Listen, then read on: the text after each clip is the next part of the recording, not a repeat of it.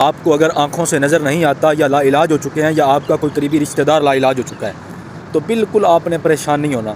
सिर्फ़ आपका किराया यही एक्सपेंसेस लगेंगे आने जाने के, अदरवाइज़ आपका कोई ख़र्चा नहीं होगा। और जितनी भी बुरी मुझी मर्ज़ है, आपकी आँख को कैंसर तक अगर अल्लाह ना करे है या आपके किसी भी रिश्तेदार को है, तो उसको ज़रूर अल-शिफा आइज़ ट्रस्ट हॉस्पिटल इस्लामाबाद में भेजें। जेलम रोड, ठीक है। लोकेशन तुहानू गूगल ते भी मैप ते भी हर जगह ते मिल जाएगी। अयूब पार्क दे नाल है, बिल्कुल फ्री ऑफ कास्ट, किसी किस्म का कोई खर्चा नहीं है। जितनी भी तुहाड़ियां अखां नू बुरी मर्ज़ है, हत्ता कि असां मुल्तान तो बिलोंग करने हैं, मुल्तान निश्तर वालियां भी जवाब दे छोड़ा भी इत्थे भी इलाज कोई नहीं।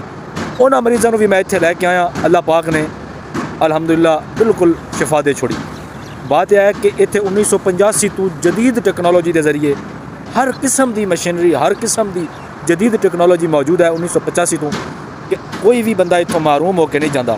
इंशाअल्लाह अज़्ज़ा वजल तुहाड़ी अखां नू रोशनी दे के भेजसन, खुश करके भेजसन, तुहाड़ियां महरूमियां दूर करके भेजसन। बिल्कुल परेशान नहीं होना, इत्थे आवो और हर तरह का तुहाड़ा इस तरह ख्याल रखा जासी कि तुसी बहुत ज़्यादा मुतासर हो जासो। बाकी हॉस्पिटल दे विच डॉक्टर हज़रात जिहड़े ने उन्हां दे मत्थे ते अखां रख के तो उन्होंने मरीज़ नाल पेश आना होंदा है, जिन्हां दा रवैया भी दुरुस्त नहीं होता।